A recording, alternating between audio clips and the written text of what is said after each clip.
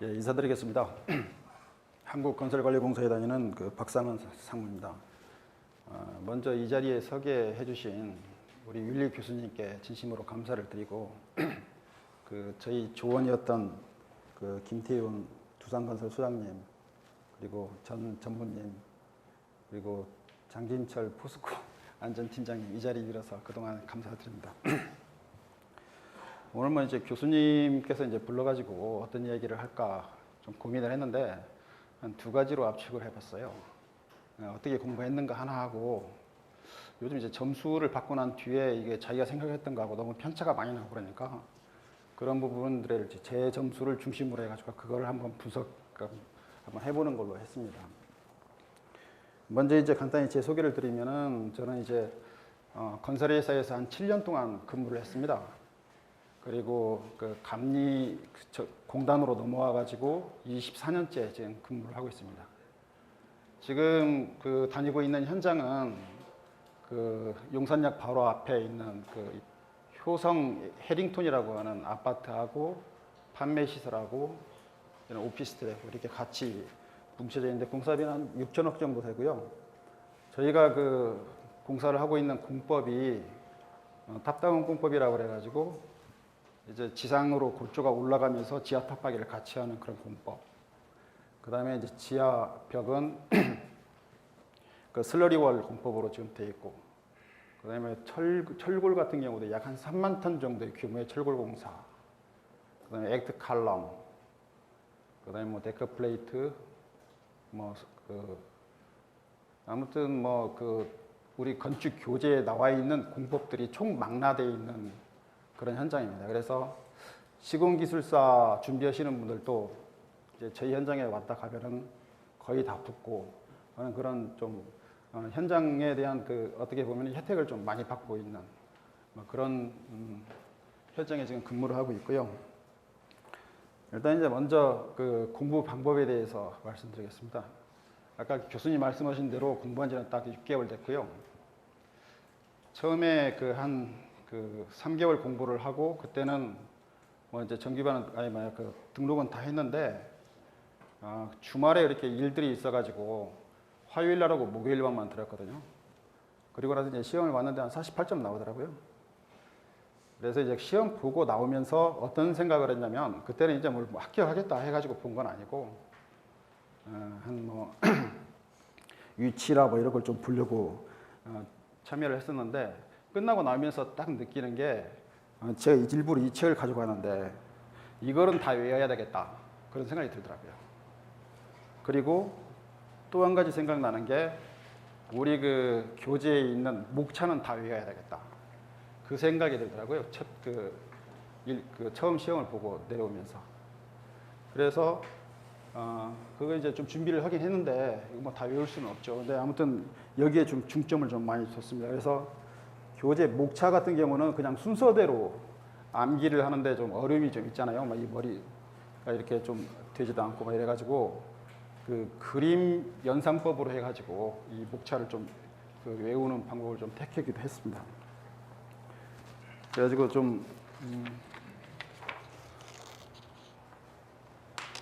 제 공부를 한 방법은, 이 시험은 제가 생각하기에는 어차피 46페이지를 채워야 되는 시험이잖아요. 어떤 방식으로 채워야 되느냐, 그게 이제 우리들의 관건이고, 그래서 저는 여기서 제일 중요한 것은 딱 두 가지로 봤습니다.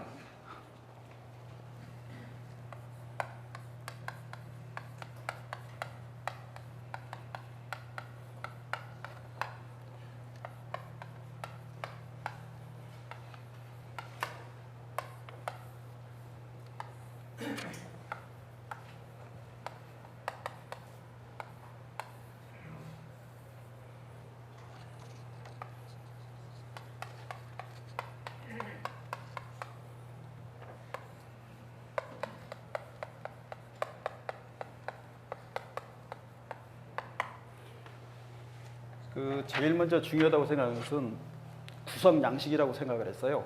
그래서 이걸 포맷을 어떻게 잡을 것이냐, 이걸 가지고 고민을 좀 많이 했습니다.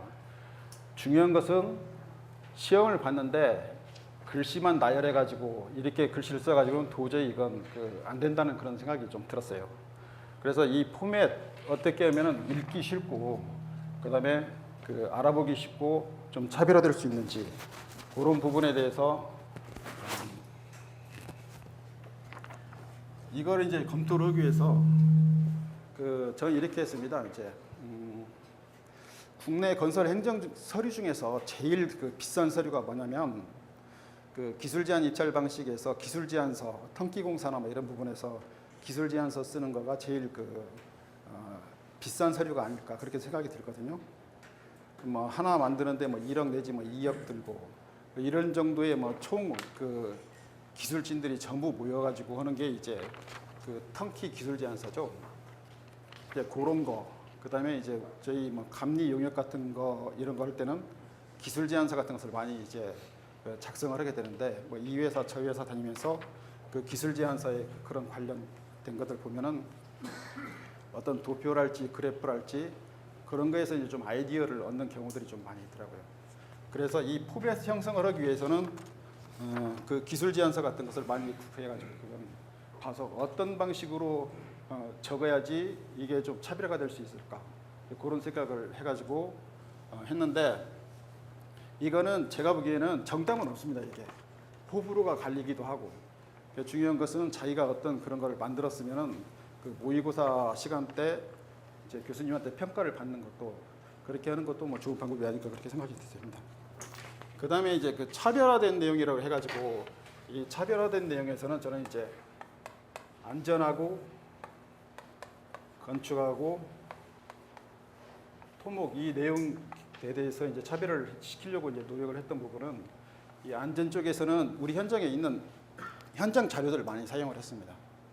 그래서 현장에 있는 뭐 유해 위험 방지 계획서랄지 안전관리 계획서, 뭐 통합관리서, 뭐 각종 뭐 어떤 시설 점검하고 나오면은 정기 점검 보고서 이런 부분들을 이제 좀 정리를 했고 그 다음에 이제 건축 같은 경우는 아까도 이야기했듯이 저희 이제 현장에 이제 백화점식 어떤 군법들이 있기 때문에 뭐 시공계획서랄지 거기에 시공계획서도 보면 이제 안전에 관련되는 그런 부분들 나오는 부분들이 있고 그 다음에 이제 구조 검토했던 내용들이 있죠.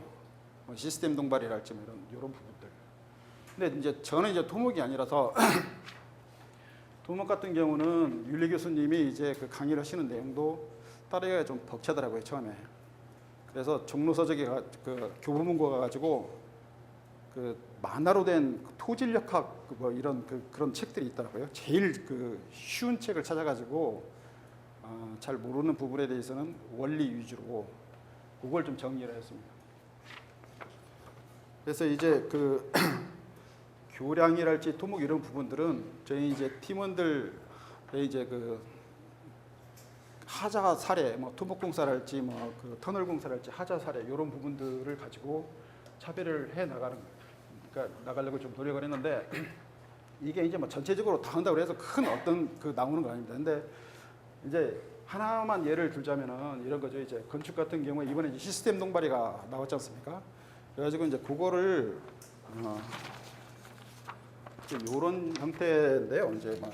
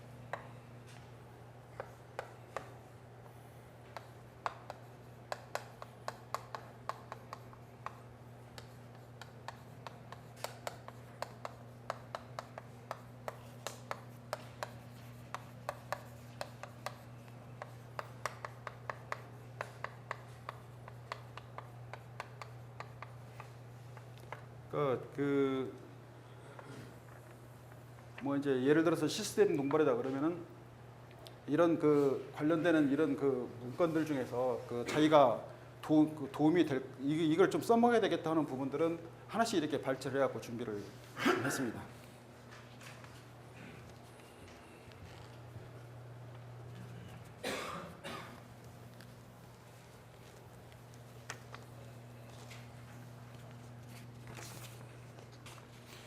그리고 이제 두 번째 이제 그 방법으로 이제 그 모의고사 그 반을 두 번째 사이클 때는 이제 빠짐없이 이제 들었는데요. 이 모의고사 반에서 제가 놀랬던 거는 저희들이 이제 이 답안 작성을 해가지고 교수님한테 이렇게 내지 않습니까? 그러면 이제 내 가지고 교수님께서 이렇게 지적을 해주시는 게 제가 보기에는 놀라울 정도로 굉장히 정확하더라고요. 이게. 그런 부분에 대해서 대단한 능력을 가지신 분이라고 저는 그렇게 생각을 했어요. 아무리 잘 쓴 그거라도 전문가 입장에서 이거를 이렇게 순서를 바꾼다거나 제목을 바꾼다거나 뭘 보완을 해라 이런 부분들은 아마 타의 추종을 불허하지 않을까 저는 그렇게 확신하고 있습니다. 그 다음에 이제 저희가 이제 특강인데 아마 특강이 없었으면은 그 합격하지 못했을 거예요. 뭐 합격생들 이렇게 좀 많이 있지만은 이게만 이제 좁혀주고 그러지 않으면 특히 이제 모의고사는 이제 특강 때 봐가지고 앞에서도 많이 말씀을 하셨지만 자기가 뭐 이렇게 준비를 하고 했어도 이게 과연 써먹을 수 있을 것인지 안 써먹을 수 있는 그 판단하는 게 좀 검증을 좀 받아야 될 그런 시간들이 있고 다른 사람들이 어떻게 썼는지 어떻게 써가지고 그거를 자기 걸로 이제 거기서 힌트를 얻을 수도 있고 그래서 이 부분은 굉장히 좀 중요한 것 같아요. 제가 이제 이 폼에 대해서 굉장히 고민을 좀 많이 했었는데 마지막 특강 시간에 평가 교수님이 이렇게 쓰면 만점이다 해가지고 보여줬던 그 답안지가 있어요. 기억하시나요? 그 필댐에 대해서 썼던 건데 근데 저는 그걸 보고 그 주위에 있는 모든 분들이 이 정도 수준밖에 안 되느냐 이제 그렇게 이야기를 했는데 저는 그거 보고 무릎을 쳤어요. 답안지 이렇게 써야 되는구나. 거기서 감을 좀 잡았어요. 그래서 그게 제가 보기에는 그 답안지가 너무 마음에 드는 거예요. 그래가지고 그걸 처음부터 끝까지 다 외웠어요. 그것만. 그래도 이번에 시험이 나왔더라고요. 이번에 시험 뭐 나왔냐면은 파이프가 아니라 퀵샌드 나왔잖아요. 퀵샌드를 그분 그린 거 그림 3개 이렇게 해가지고 그걸 그대로 그렸어요. 그랬더니 점수가 나오더라고요. 그거 퀵샌드 솔직히 잘 몰랐는데 60점 나오더라고요. 그게. 그리고 이게 있었어요. 이게 뭐냐면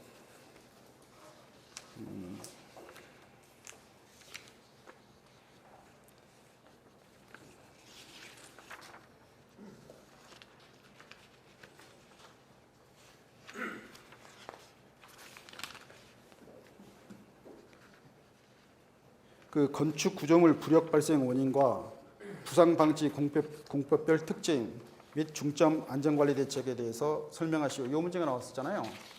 근데 이게 문제가 지금 물어보는 게 3개더라고요. 부력 발생 원인, 특징 그건 썼는데 중점 안전관리 대책 이걸 써야 되는데 이거 뭐 어떻게 연결시킬지 몰라가지고 시간은 없지. 그래서 뭘 썼냐면 그 내용이 있잖아요. 기억하시나요 이거?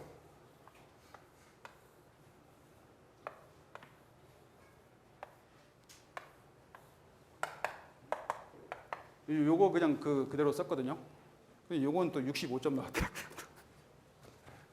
그래서 저는 이번에 그 특강 좀 도움을 좀 많이 받았던 것 같습니다. 이렇게 뭐 공부 방법은 이걸로 하고요. 그 다음에 이제 그 점수 부분인데요. 그거는 좀 점수 분석을 한번 해봤어요.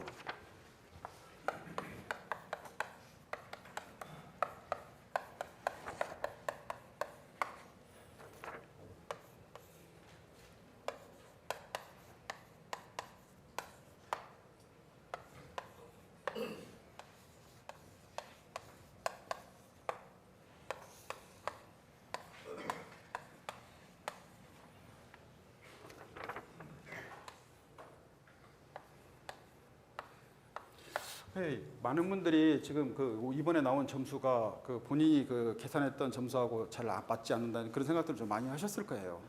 저도 제가 생각했던 것보다는 점수가 좀 많이 안 나왔더라고요. 아주 비관적인 점수 잡았던 것보다도 오히려 좀 점수가 좀 안 나왔더라고요. 그래서 문제를 전체가 지금 22문제잖아요.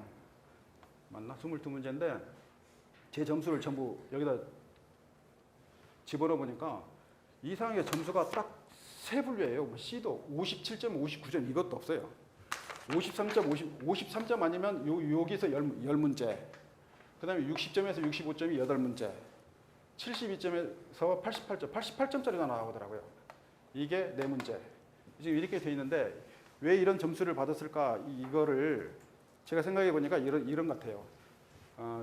이건 잘 봤구나, 잘못 봤거나 이런 자기들의 생각이 있잖아요. 근데 잘못 봤다고 생각을 해서 여지없이 여기에 포진이 되어 있더라고요. 그리고 제대로 좀 썼다 그러면 요 문제고, 그 다음에 조금 뭐 했다면 요건데 원인 분석을 한번 해보니까 이런 거더라고요.